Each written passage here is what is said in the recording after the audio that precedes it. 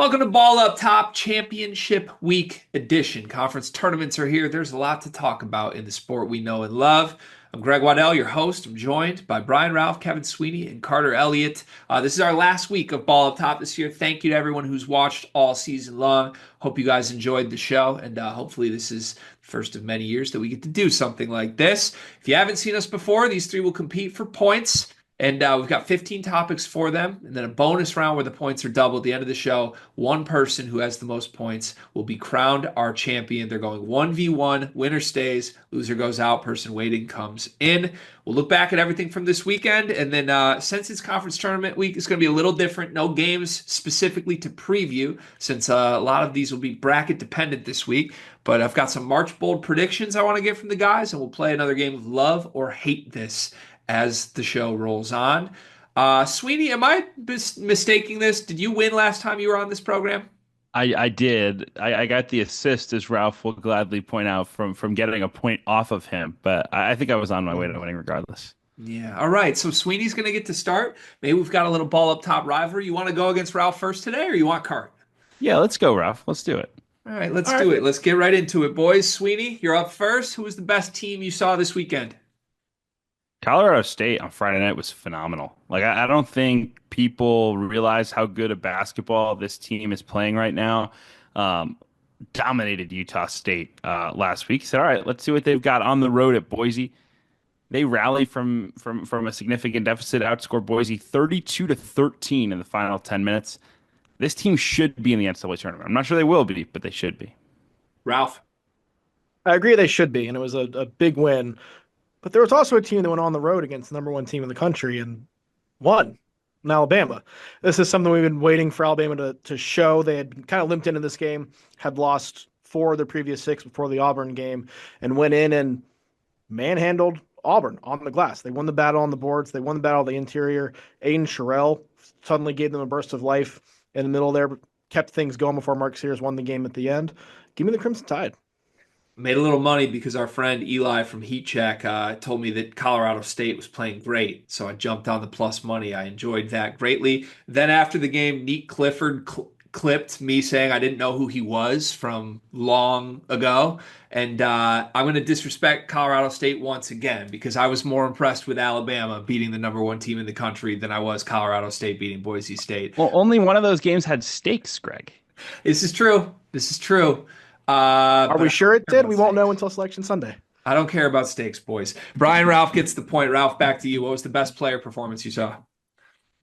I'm going to stay in the same game, and I'm going to go with Grant Nelson, largely because of what it means for Alabama moving forward. When they made the Final Four run last year and were hot down the stretch, Grant Nelson was such a huge part of that. He was very much the 1A or 1B, I should say 1B, to Mark Sears as the 1A. Like that two-man duo largely led them to that. He stepped up at the end of the season.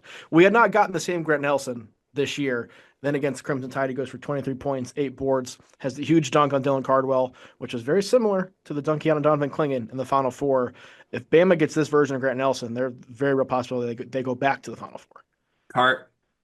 Referencing a dunk from a game that he lost. That's always a good Brian Ralph tactic. I'm a sucker for senior night performances, so I'm going to go to Hunter Dickinson for his performance at home against Arizona. He was unstoppable in that game. He hasn't really had the three-point shot working this year. I think he's shooting like 21%. He knocked one down early in this game, and he was just all in Arizona's front court. And I really think highly of how Arizona's front court has played physically this year and how they've kind of held things down. And to be honest with you, I've been a little bit disappointed with how Hunter's finished against some of the stronger, more athletic front courts in the Big 12. But they're staring 10 at 10 in the conference in the face on senior night at home in Fog Allen. And he goes for a career-high 33 and 10 rebounds. So I'm going to go with Hunter Dickinson.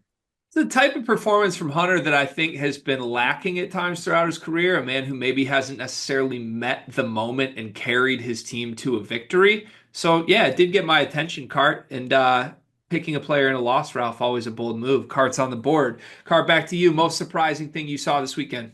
It's got to be Wisconsin losing at home to Penn State. Ralph, I messed that up. You're right. Obviously, they didn't. Thank you. That's on me. I apologize. Cart, back to you. I mean, I'm getting going here. I'm getting cut off so you can get coffee cookies. I mean, good Lord. It's Penn State going on the road and beating a Wisconsin team that I think is one of the better teams in the country. Penn State really has nothing to play for in this basketball game. Wisconsin had a lead, let it slip away, and I'm just a little bit concerned about Wisconsin overall. Without Max Klesmit, I'm a little bit more out on this team if Kamari McGee is going to be in this bigger role. Klesmit's going to get back for the Big Ten tournament. Hopefully he's the same player, but I was absolutely shocked that even at that Penn State was able to go on the road to the Kohl Center and beat Wisconsin. Sweeney. Yeah, I mean, Nebraska just rolling over at home against Iowa was disappointing. Like, this team was not totally dead yet. Like, they had something to play for. Iowa didn't really, I guess, to play in the Big Ten tournament, extend your season by 4 days. I don't know if a St. Elmo's trip is that worth it for the Hawkeyes, but clearly Nebraska had no interest in one. Just a really poor showing to end a disappointing year. I know they didn't have Rink Mass, but this team should have done more with what they had than 17 and 14 and no Big Ten tournament. Two Big Ten home losses, both equally surprising to me. Is hard to differentiate between based on the arguments. I'm actually going to give the point to Cart because I do believe Wisconsin was motivated for this, for the double bye, and is a definitively good basketball team. Nebraska, I think the signs have been there that this might be coming. Fifth straight loss to end the regular season. Maybe a team that has just completely fallen off a cliff, and we should have seen it coming even if we didn't. Cart, you're out to an early lead here, my friend. What was your biggest disappointment from the weekend? Few options I could go here, but I'm gonna go with one that a team that's been disappointing all season. I'm gonna go with Baylor. Baylor has always had these games this year where they had chances to beat really good teams, either on the road or at home. And on their final game at home, they have a chance to beat a Houston team that has nothing to play for at this point. They have wrapped up the Big 12 first seed. They've pretty much wrapped up a one seed, I think, as well. Sorry, Lucas Harkins, if I'm wrong. But the fact that they had the game, they had a chance to make that a game, and then your former player in LJ Cryer is the one who puts you out of your misery. I've just been disappointed with this Baylor team overall, and there's one last disappointment to end the regular season. Ralph. I think that the easy answers are either Wisconsin or Nebraska, but I was also pretty disappointed by Missouri. Hosting Kentucky on senior night, you needed a big win, and you laid an egg, particularly defensively. After they beat Bama 3 weeks ago or so, we had talked about Missouri potentially being a team that could make the second weekend, maybe a sleeper pick for a Final Four run with how they looked offensively. That was also the start of this terrible defensive stretch that they've had. They're giving up just under 90.1 just under 91 points per game over the last six, starting with the Bama game. The only game in that stretch they did not give up 90 was when they played South Carolina. It was the worst team in the SEC, gave up 71 in that game. To give up as many easy baskets as they did to an injured Kentucky team in a game you needed to win it on senior night too was pretty disappointing for me.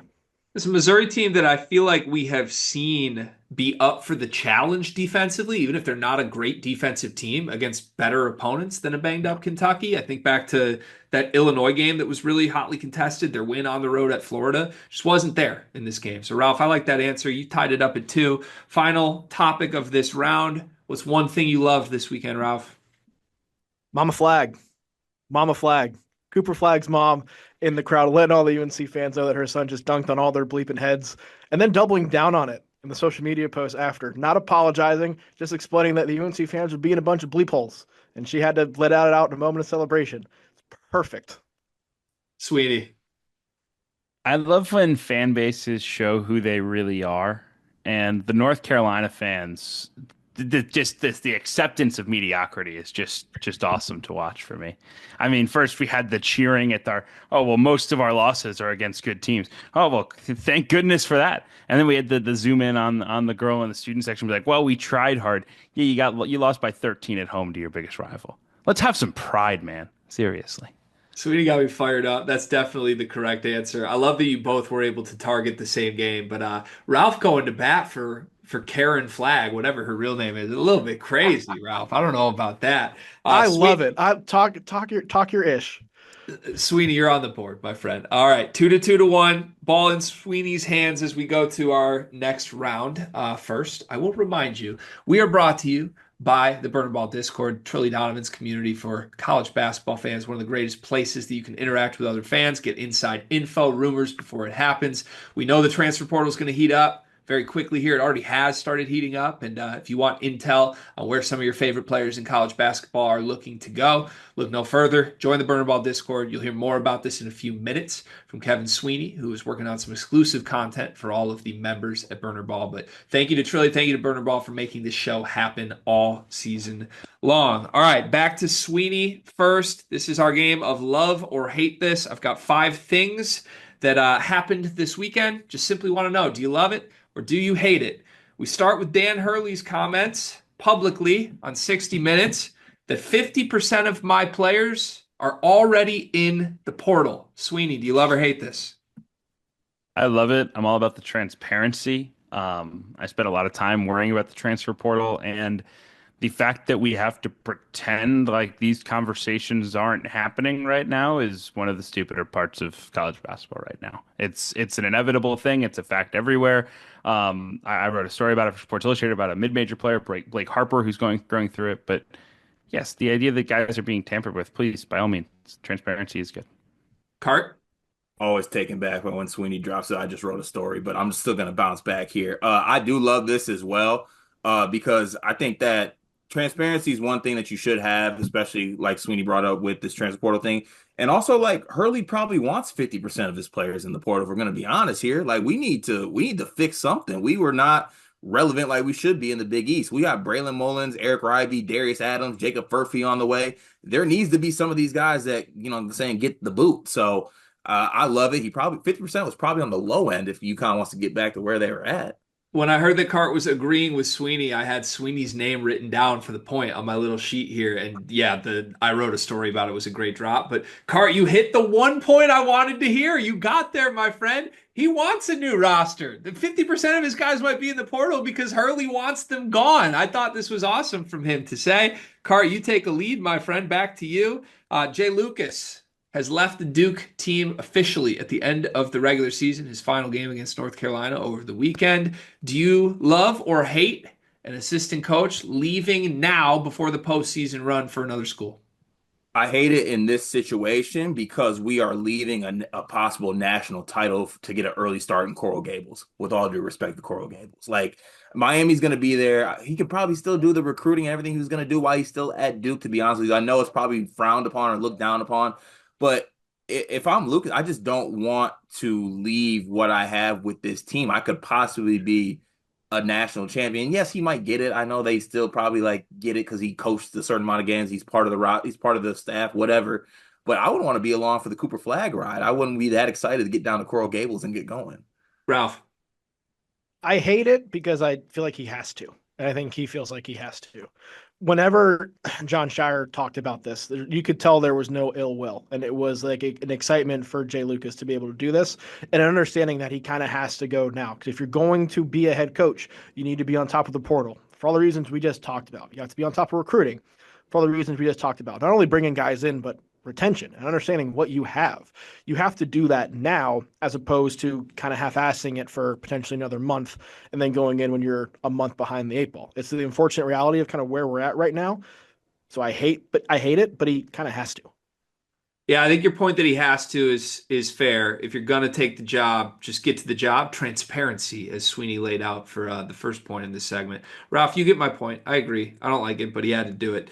Okay, to the rivalry in the state of Michigan this weekend. Michigan players, LJ Kaysen and Fat Brooks, standing on the Spartan Head logo at mid-court. A little bit of a shove from Trey Holloman, and then a lot of words after from Dusty May and Tom Izzo. Ralph, do you love or hate Michigan players standing on the logo? I hate it, man. Especially given that this was the school who had the whole brouhaha with Ohio State on the football field at the logo, and then afterwards said, well, if you don't want us to do it, beat us on the field. Michigan State went and beat Michigan on the field, and that didn't seem to matter on the court. Didn't seem to matter in that situation. They were going to stand there and not let Michigan State go through their senior day tradition of doing the kiss on the logo. It's just very childish and incredibly hypocritical from a school who made a big stink about it a couple months ago. Sweeney? In general, I'm cool with all beef. I would encourage if a Michigan man was standing up for their guys. But you're telling me LJ Kaysen and Fat Brooks get to do this? What have you ever accomplished to try to stand in the way? What have you ever accomplished? That was awful to me. Looking back to another, if Xavier Simpson did this, it's a different conversation. We're not doing this with Fat Brooks. Give me a break. I spent so much time down a rabbit hole of this yesterday. I could tell you where this tradition originated. I have not thought of the unique thought that Kevin Sweeney just delivered, that if it came from a legitimate player, it would hit completely different. And I think you're absolutely right. I also hated this as a Michigan fan, so we're all in agreement of this. But I like Sweeney's angle more than Ralph blaming basketball players for football players' behavior. Don't love that. Sweeney, back in the game, 2 points, back to you. Mike Woodson got his senior day victory over Ohio State and then immediately told a reporter, maybe I'm leaving too soon. Do you love or hate this? I mean, I love it because he just gets to act like this is a TV show. Like this was not your choice, Mike. We can pretend it was. We can soften it up. But he gets to walk out with this beautiful ending. Oh, I took us to the tournament anyway. Oh, I think I could still coach if I wanted to. I got a few more tricks up my sleeve. I think Mike Woodson's playing all the right cards right now, as long as he actually does walk away and doesn't drag his feet at the end. Part. Yeah, I hate this because I don't think he left soon enough, to be honest with you. Like that's why I hate it. He's really acting like he's just had all this raging success that it's just so hard for him to leave and so hard for him to go away. Like Mike, we know you want to go away. We know you were forced to go away, but like you doing this whole I'm leaving now. Speak now, forever hold your peace. Am I leaving too? No, you're not leaving too soon. You're leaving at just the right time, maybe a little bit too late. Let's not play this whole look what I'm doing now card. Car, you and I are both incredibly petty individuals. I thought you would respect the pettiness of Mike Woodson deciding to do a job that he hates well, specifically because he's leaving it. I'm with Sweeney. I actually love this. I think he's played all of his cards right, and you've got to tip your cap. I don't know where it ends, but the audacity to act like he's leaving on his own terms is the best to me when they've won 5 of the last 7. We're all tied up at 3, boys. One more prompt here. Back to you, Sweeney. Firing a head coach a year after they made a Final Four run, do you love or hate that? I've always believed and always said that you should fire your coach the second you think he's no longer the guy, right? And so, quite honestly, like I would have wanted to fire Kevin Keatts after the Final Four last year. Like the decision was made. Everyone at NC State had decided Kevin Keatts was no longer the coach last year. And then he won so much that they're like, oh, I guess we're stuck. Don't compound that mistake by letting him torpedo your program for multiple years on end afterwards. This marriage has been over. We just extended it for awkward circumstances for a year. I'm glad NC State made the move. Ralph.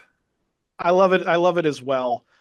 And I'm proud of NC State for doing this, honestly, because this is not a move that NC State would do. It's not a move that NC State did with Keatts.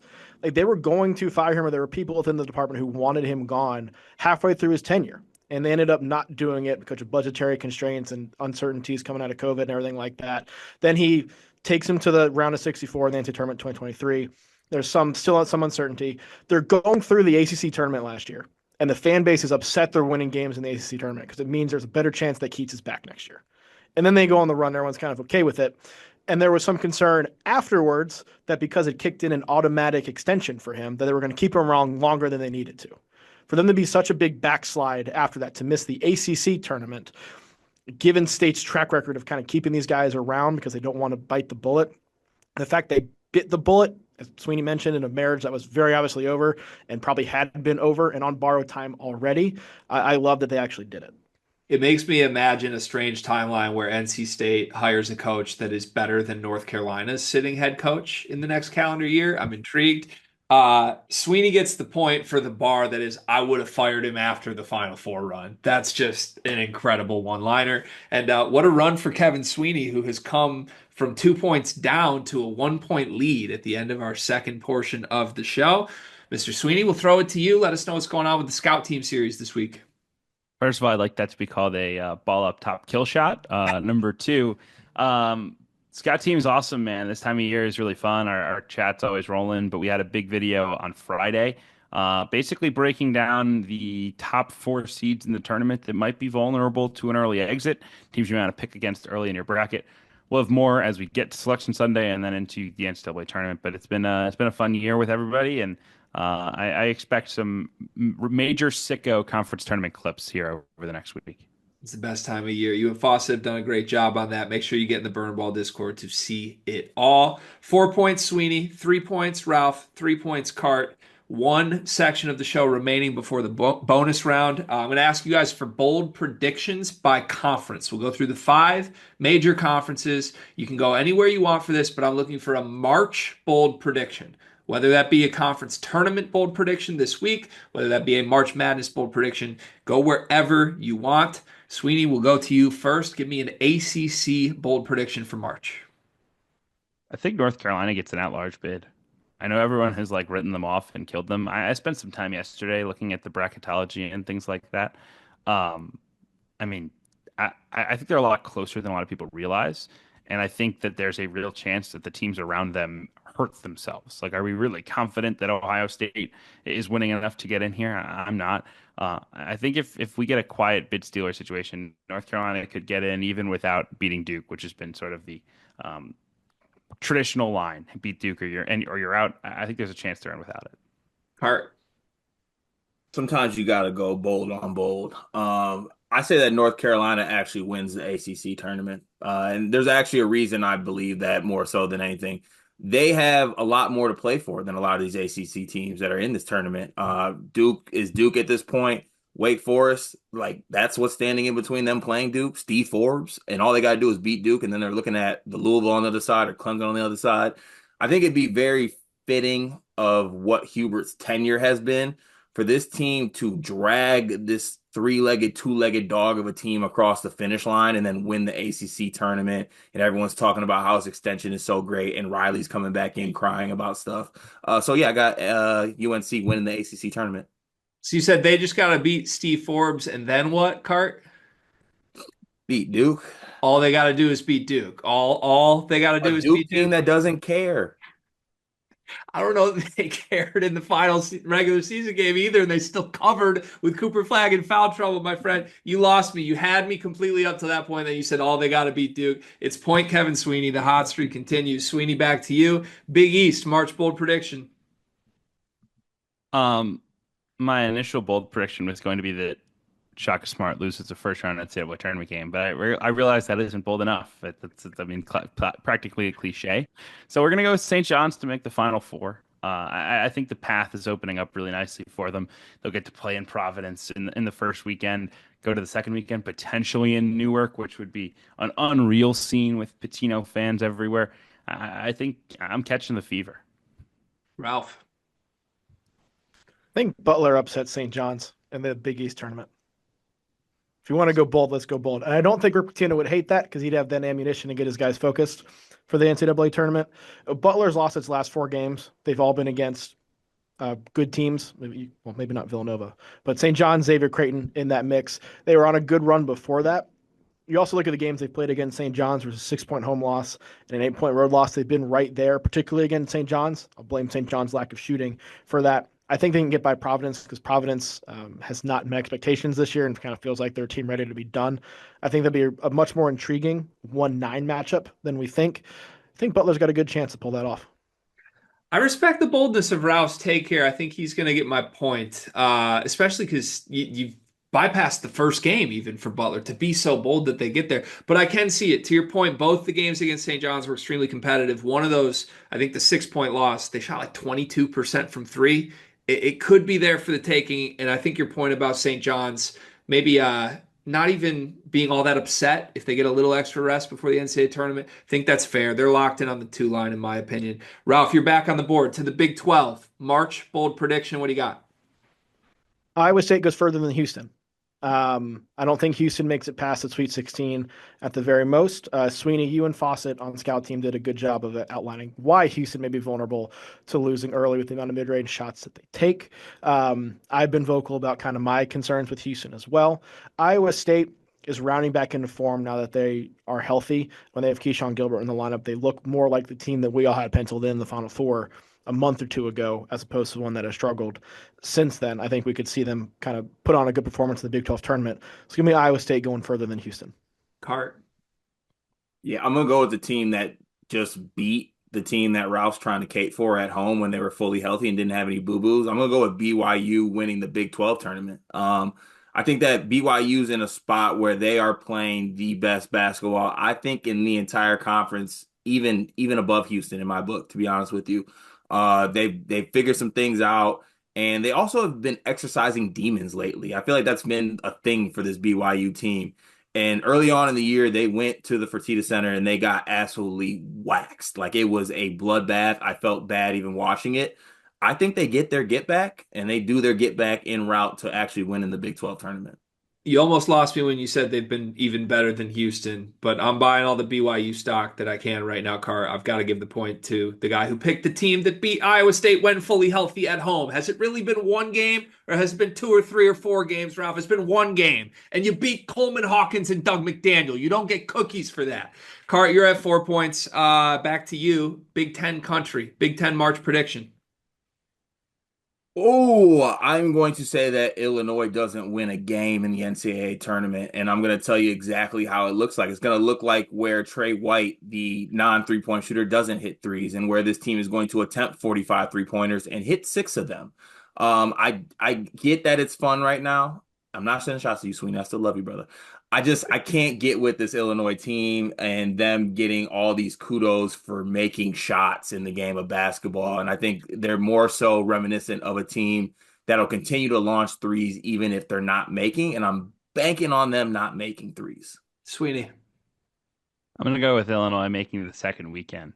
You don't have to bank on Illinois making a ton of threes, Cart. You just have to bank on Illinois not being the worst three-point shooting team in the country. When they do that, they're one of the best teams in college basketball. So I'm a believer in where this group is headed. I think Will Riley has been unbelievable lately. I think Trey White has added a ton to their team. I think that lineup with Riley and White and Tomislav spacing the floor is really, really dangerous and a group that can make some real noise in March. All right, I have one follow-up question. It's very rare, but I feel like you two going directly at each other, face on face here, warrants a follow-up question for this. Sweeney, are you at all concerned that Illinois shot it decently and better than Purdue and was still down 10 with 10 minutes left to play at home against a slumping Purdue team? Well, Illinois was not shooting it better than Purdue at that point in the game. That's what I would say. With 10 minutes left? They were not. Illinois hadn't made any shots yet, and Purdue hadn't gone on there like 0 for 8 down the stretch. That game, I was there. Like, I texted this to one of the staff members for one of the two teams. Like, that was the perfect example of a game where both teams got exactly the shots they wanted for 40 minutes, and one team made a few more of them than the other. Like, it was a perfect kind of X and O chess match. I don't see any concern with how Illinois played in that game. They shot it poorly early. They made them late. Okay. It's a great game. I'll be honest. I didn't love the answer, Sweeney. I wanted some numbers. My gut tells me that that's actually not the case. I don't think they were shooting way worse than Purdue. They missed like I want to see. They missed like 1 of 20. They were like 1 for 20 at one point. In the they middle started of the 3 for 3 early. Yeah, they and then they went like 1 for 20, and then they made like 6 in a row. Cart, you get the point. You tied it up, my friend. One more here. Cart to the SEC March bold prediction. Florida wins the whole thing. Is my bold prediction for this. I've been very strong this year that Duke is my pick, and I still feel good about that. But I think a lot of people go to the SEC and they want to pick Auburn, obviously, because they've been really good. They even want to go to Bama next for what Bama could be. But I think Florida is the true national champion that comes out of the SEC. I just think that they are really good on both sides of the ball. I love what Golden's doing. I'm also all in on Golden finally exercising some demons, the March demons, that is. Yeah, I just think that he can do that this year and be really good. Ralph. Nice of you to talk about a topic Ralph Report covered on your YouTube channel a month ago when I picked on whose YouTube channel? National championship. Shut up. Mine is that Auburn is not going to make the Final Four. This Auburn team has been as proven as anybody in the country.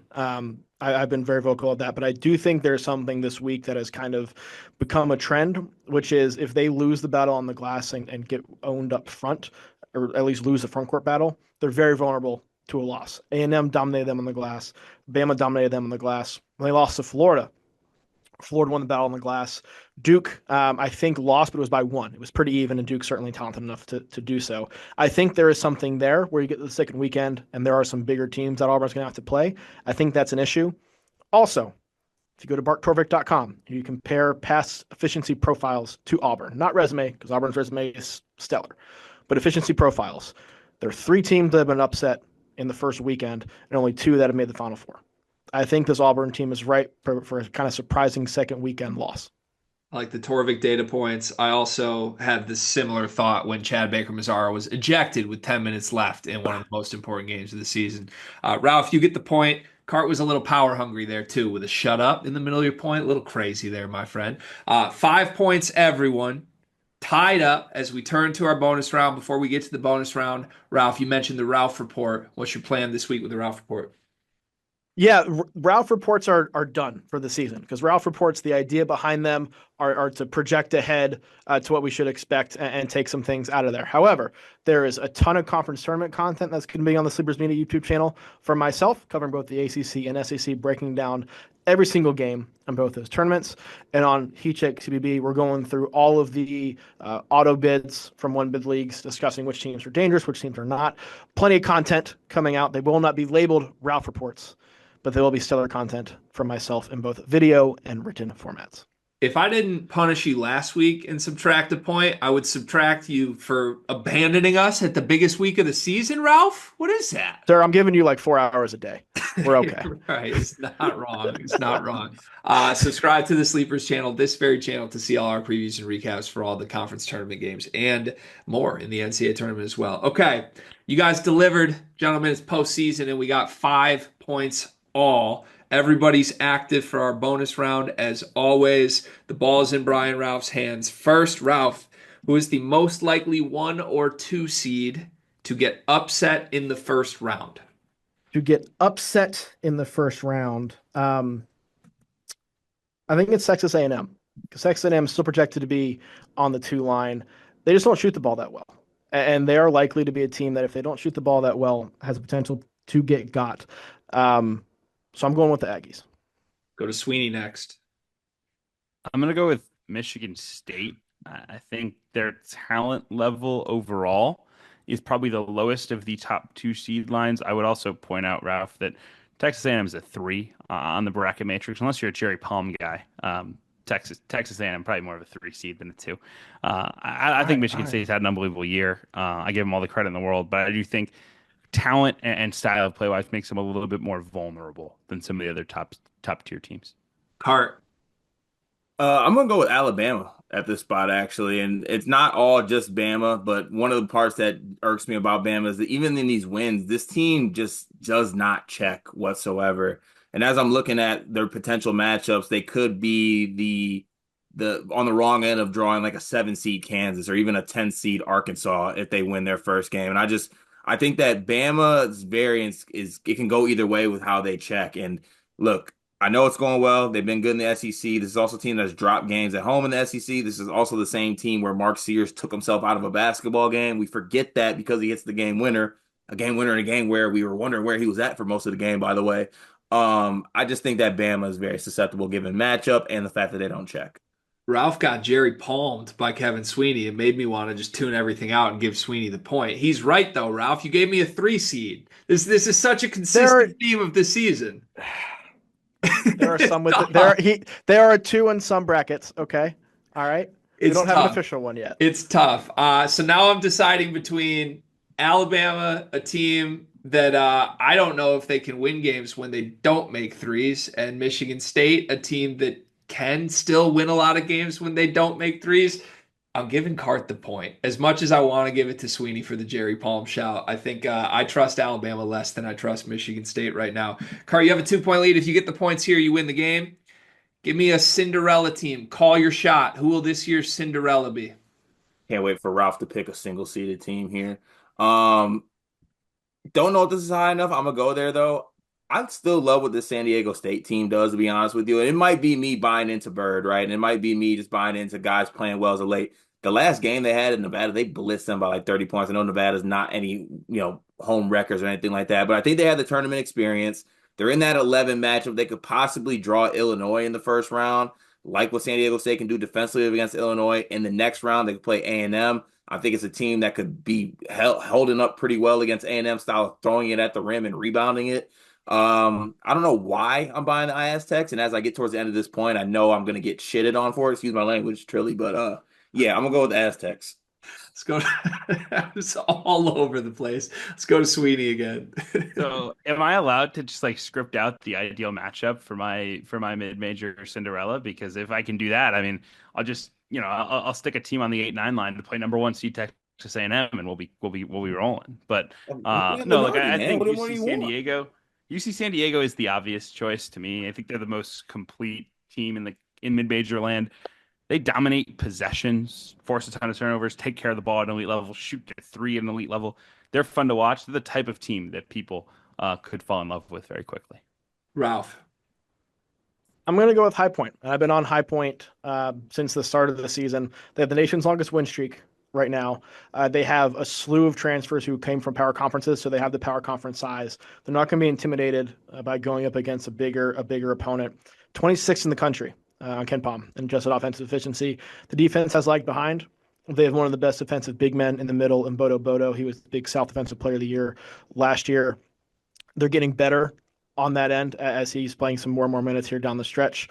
We saw the resolve from them as well in the Big South Championship game, erased a 15-point deficit against Winthrop. Kind of got a little, Winthrop got hot.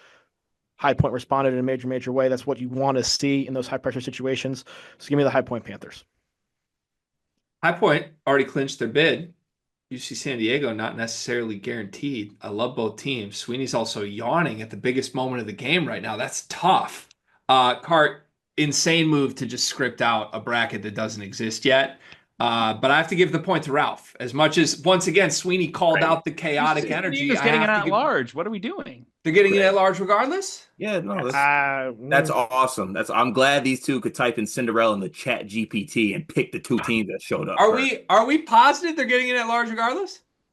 I mean, I'm confident they're winning the conference tournament, but I'm also confident they're getting in without it. So Ralph got the points. This is very rare that Kevin Sweeney finishes third on the podium on a day of ball up top. But Sweeney, you are out of the game. We're going head to head, Ralph versus Carter, for the final points today. Ralph, the ball is in your hands first. Give me the non-1 seed that you trust the most heading into the NCAA tournament.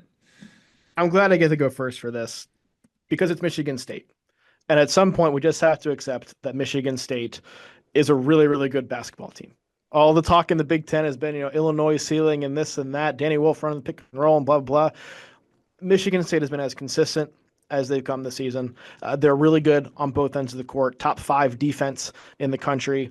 We've seen with Jace Richardson stepping up and becoming like that true go-to guy and true star since he's been inserted into the starting lineup. It's changed this team. Offensively, they have the experience you've come to expect, the big men who are not the most dominant bigs in the world, but do their job. And we've seen teams win the national championship with bigs who just do their job. And there's a number of them that are in that rotation. This feels like the picturesque Tom Izzo Final Four team with Michigan State. This very much has that vibe. This is also the longest Michigan State has gone under Tom Izzo without making a Final Four. It's been since that 2019 team. I think this is about the time where Izzo goes on a run. Give me the Spartans. Cart. Because Ralph took mine, I'm going to go ahead and pick the great value Spartans, the Big East Spartans, and that's St. John's. I just trust this St. John's team with the defense obviously is there. The defense is incredible to watch.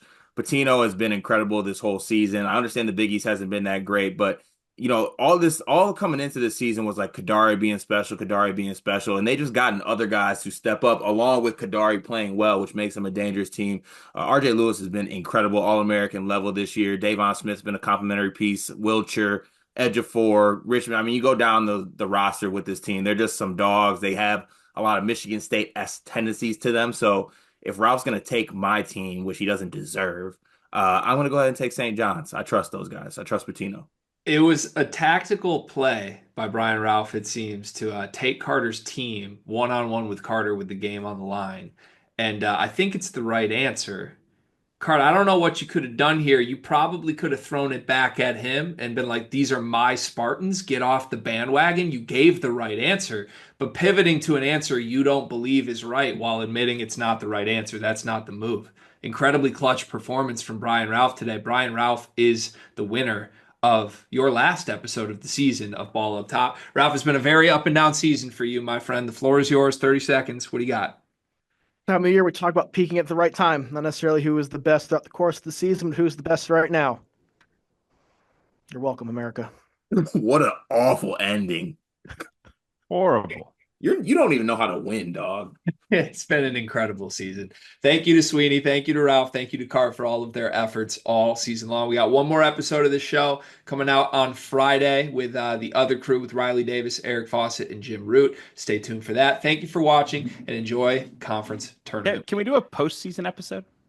You want to do one? One episode at the end of it all. Whether maybe you're just going through and giving our best and worst takes of the year. That could be something. I'm not ready to totally write off this team. I think we got one more in us. We should do one more with all six and come up with a special format. And yeah, I like that idea. We'll get back in. You guys just can't let me end on top, can you? Not with that speech. Come on. Yeah, that was terrible.